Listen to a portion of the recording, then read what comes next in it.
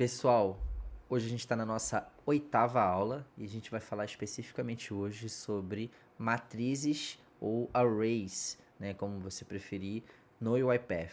Então, roda a vinheta e vamos para o vídeo.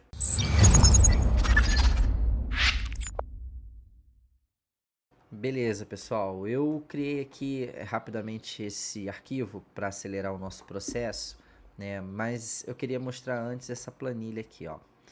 O que são matrizes? Né? No UiPath a gente vai utilizar muito matrizes em vários contextos onde a gente precisar ter uma lista de coisas, uma lista de uma coisa só.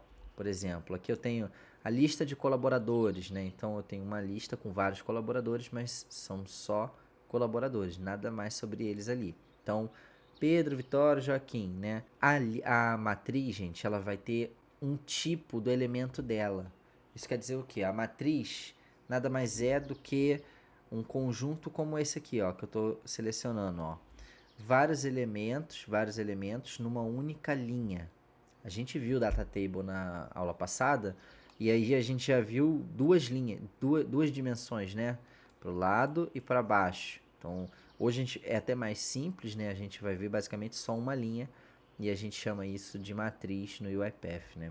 Na verdade, em programação como um todo, você vai trabalhar muito com matrizes, né? Por exemplo, a gente pode ter uma lista de e-mails, né, que vai chegar para o robô, ou você vai ter uma lista de arquivos, né, que você vai precisar processar, né, ou ler, enfim, de alguma maneira utilizar aqueles arquivos, né? Nunca é uma coisa só. Quando são várias coisas de de uma única classificação, a gente utiliza uma matriz. Beleza. Aqui a gente tem a matriz do tipo string, a gente tem matriz do tipo date, né, se a gente quiser só uma lista de datas. A gente tem matriz do tipo de inteiros, né, ou integers. A gente tem matriz booleana e a gente tem matriz double. Double é basicamente o inteiro, só que ele vai ter número fracionado, né? Inteiro não tem fração. Então, para isso a gente utiliza as variáveis do tipo double, tá? Beleza, então ficou claro o que é matriz, né? É só uma representação de uma lista de alguma coisa. Geralmente a gente começa com chave, né? E coloca vírgula entre os elementos. Então começa com chave e se você for botando coisas ali dentro, vai botando vírgula entre cada elemento da matriz e você tem que salvar como uma matriz. Então eu vou aqui no meu UiPath apagar essas duas aqui, ó. Vou criar uma nova variável matriz. Vou chamar de matriz de exemplo, como eu tinha feito ali em cima. O UiPath vai classificar como string direto, né? A gente vai vir aqui, ó, e vai botar em array of t, né? Matriz de t. T é o tipo da matriz que é o tipo dos elementos que estarão dentro da matriz. Então, eu vou ter aqui, ó, o tipo string, né? Então, eu quero uma matriz de string. Eu poderia ter uma matriz de inteiro, matriz de booleano, matriz do que, enfim, acho que de qualquer elemento. Eu posso vir aqui, ó, e pesquisar, ó, pode ser array de string, né? Então você que é bom em matrizes já imagina que é uma matriz de duas dimensões que você pode ter também. É uma representação, né? Então vamos botar uma matriz de string aqui, maravilha. E aí aqui, ó, a gente colocou 3 elementos dentro dessa matriz. Eu vou dar um zoom aqui, ó. Começa com chave, né? Eu vou fazer de novo. Abre chave, né? E aí aqui dentro, ó, eu vou abrir minha aspa, eu vou colocar aqui, ó, elemento 1. Aí vou botar aqui fora da aspas, elemento 2. De novo fora da aspa, elemento 3. Beleza. Essa é a minha matriz. Então eu criei, né, no cenário real, provavelmente você vai coletar essa matriz, mas aqui a cargo da aula eu criei uma matriz, né? Então, beleza, uma matriz elemento 1, elemento 2, elemento 3, né? Se eu quiser, por exemplo, pegar o primeiro elemento da matriz e soltar como uma string aqui, por exemplo, no meu message box, eu tenho que colocar entre parênteses, reparem, entre parênteses o índice do elemento da matriz que eu quero. Então, se for o primeiro elemento, começa com 0, 0. E se for o segundo elemento, começa com 1, enfim, 2, 3, 4. Né? Então você imagina que se eu colocar aqui matriz de exemplo 0, eu estou chamando essa matriz aqui, né? E estou chamando o elemento 0, o primeiro elemento da minha matriz. Então aqui você deve ver na tela escrito elemento 1. Bom, da mesma maneira, eu tenho também aqui, se eu precisar o segundo elemento da matriz, eu vou digitar né, o 1 aqui, né? Porque o índices sempre começam por 0, lembre-se disso. Índices sempre começam com 0.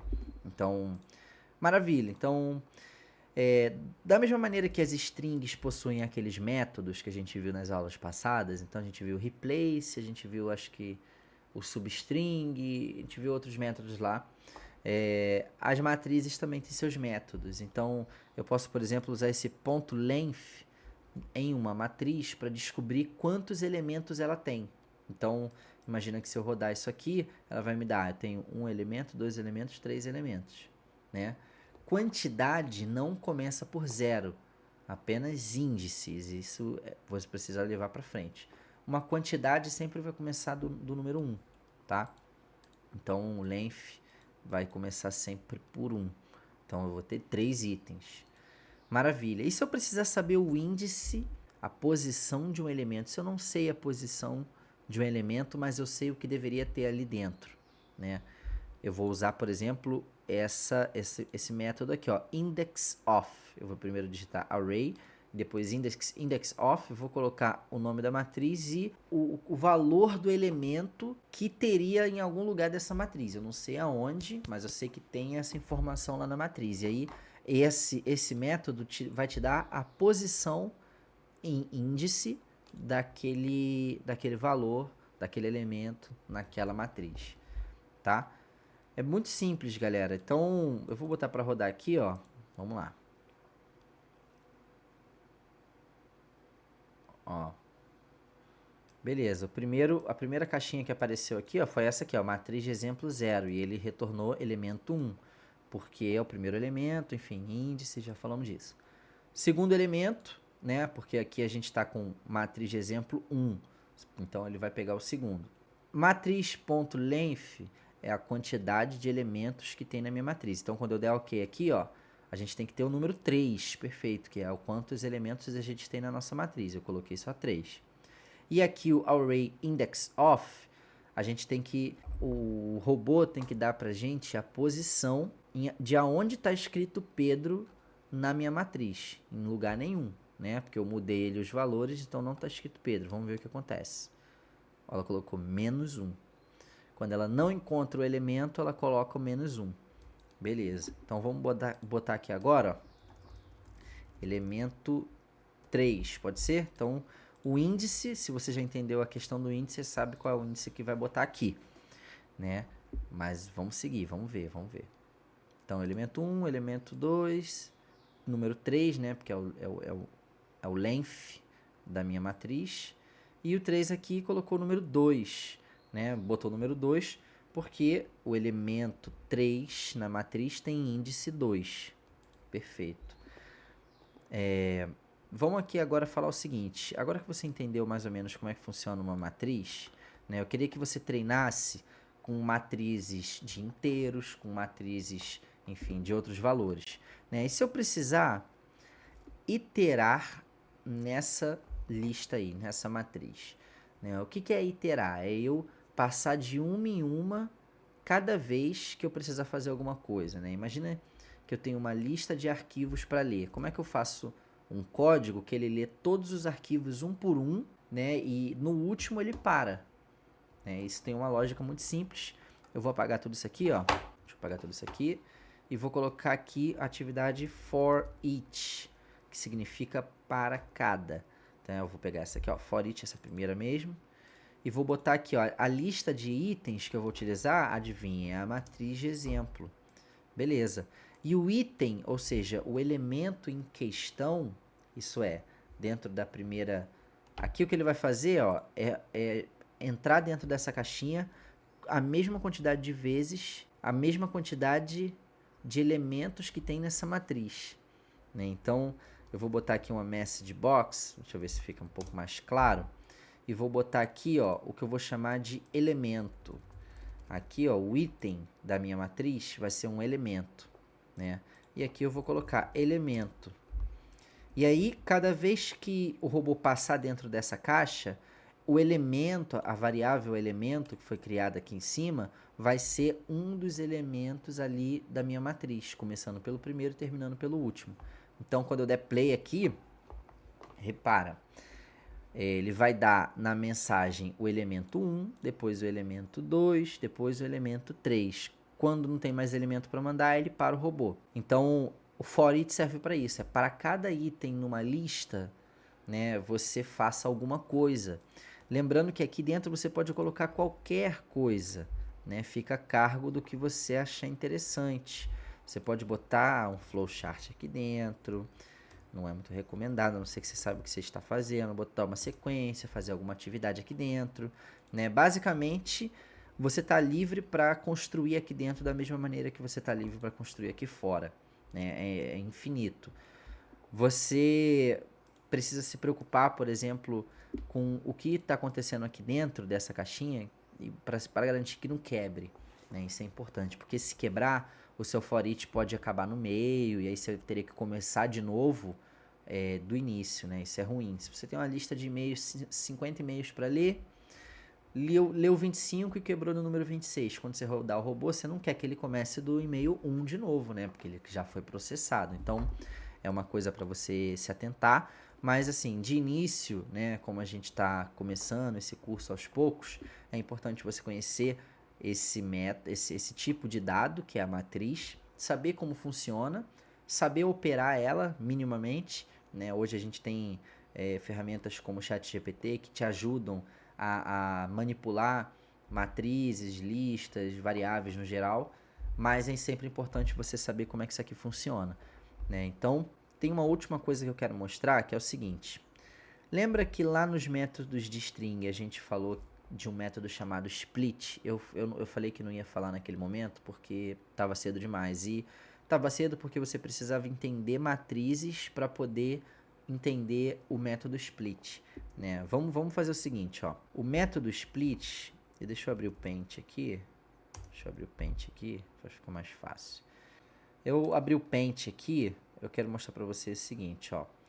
Quando eu digito aqui, por exemplo, automação de processos, beleza, isso aqui é uma string, correto. Quando eu solto o método split, por exemplo, eu quero usar o método split nessa string e quero usar como separador a letra A. Então, o que vai acontecer, ó?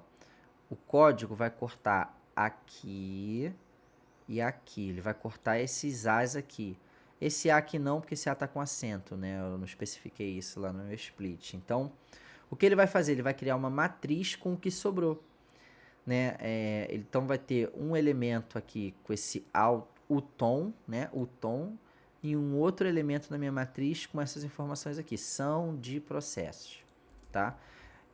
Não é muito interessante, né? Não ficou nada muito legal, mas eu posso fazer o split no caractere que eu quiser, incluindo o caractere de espaço. Então, se eu tenho essa string aqui e eu uso o split usando o separador da barra de espaço, eu corto todos os espaços no meu texto e cada lado, né, que estava entre espaços vira um elemento de uma matriz. Então, se eu solto aqui, por exemplo, o índice 0, né, dessa nova matriz aqui, eu tenho a palavra automação. Se eu solto o índice 1, eu tenho a palavra D. Se eu solto o índice 2, eu tenho processos. Então, vamos colocar na prática aqui. Deixa eu fazer o seguinte, eu vou mudar aqui a matriz de exemplo, deixa eu apagar ela, deixa eu criar aqui uma... Exatamente o que a gente fez ali, né? Então, eu vou criar uma string que eu vou chamar de frase a ser cortada. Vamos chamar assim, meio ruim, mas tudo bem. A frase a ser cortada é: Pedro está gravando. Beleza, beleza. E aí eu vou fazer aqui embaixo, ó, um outro assign para alterar o valor da frase. Então eu vou falar que a frase a ser cortada será o método split, a frase a ser cortada, né? Que ela já foi criada, já tem um valor, ponto split, e aí vou abrir aqui o parênteses. Deixa eu maximizar aqui para ficar mais interessante. Frase a ser cortada, ponto split, e aí eu vou botar assim, ó, quero cortar na barra de espaço.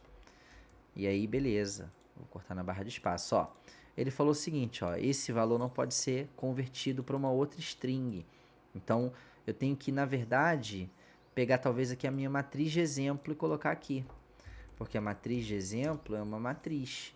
Então, quando eu uso o método split, uma string, eu tenho que jogar dentro de uma variável matriz. Porque o resultado aqui é uma matriz, né? De acordo com o que você viu aqui, ó. Era uma string, quando eu uso split, ele corta, né? Ele separa a matriz no separador que eu dei para ele no split e transforma numa matriz. Então, isso tem que ser salvo numa variável matriz, entendeu? Não tem jeito. Tá, agora eu tenho uma nova matriz. Eu posso soltar aqui o for each de novo e verificar o valor de cada uma delas. Vem aqui, matriz de exemplo. Aqui eu vou mudar o nome para elemento de novo, para ficar mais fácil o nosso entendimento. Vou botar uma outra message box aqui. E vou falar assim, ó, mostra o elemento. Cada vez que você passar... Peraí. Elemento... Ué, você não entendeu? Bugs do UiPath. Deixa eu ver aqui se eu fecho aqui e abro de novo. Ver se ele já vai entender agora. Elemento. Que estranho, né? Tudo bem. Beleza, vou dar um play aqui. E aí, cada vez que eu rodar, né? Cada vez que eu rodar, não. Ele vai botar aqui, ó. Pedro está gravando. Ele cortou, né? Então, atente-se a esse método, que ele é muito importante. Quando você tem, por exemplo, que analisar um PDF grandão, e desse PDF você tem que extrair uma informação pequena, né? Então você tem que usar o split. Analisa o texto, fala onde eu posso cortar isso. Posso cortar aqui talvez nessa palavra. Beleza, então corta dessa palavra e pega. Se você cortar, vamos olhar aqui, por exemplo, ó. Se eu cortar, esquece esses 3 cortes aqui, ó. Agora eu vou cortar na frase D, tá? Eu não vou cortar em um caractere só, vou cortar em 2. Falar que o corte se dá nos dois caracteres D e E, né? Não tem mais nenhum outro D e E aqui. Então o que aconteceu foi, ele partiu o texto em 2. Esse DE some do texto. Ele some, ele foi utilizado para virar a parede, vamos chamar assim. Então ele não existe mais no texto, você não consegue mais encontrar ele. E nenhum outro DE que estivesse no texto. Mas o que você tem é, de um lado, todo o texto antes do DE e do outro, todo o texto depois do DE. Você pode precisar, se você tiver um texto grandão, fazer algo parecido com isso. Vai ficar a cargo da sua demanda, mas algo nesse contexto sempre vai existir. Então, basicamente a aula de hoje é isso, galera. Eu queria que você, se assistiu até aqui, deixa um like, né? Deixa um comentário, enfim, se você gostou. Deixa um dislike se você não gostou do vídeo, enfim. Manda uma mensagem se achar que pode melhorar em alguma coisa. Segue a gente nas redes sociais, né? O @pai.tech no Instagram, né? E no LinkedIn, PaiTech. Então, vou ficar por aqui e na próxima aula a gente vai ver um pouco sobre manipulações de Excel um pouquinho mais avançadas. Então, até mais.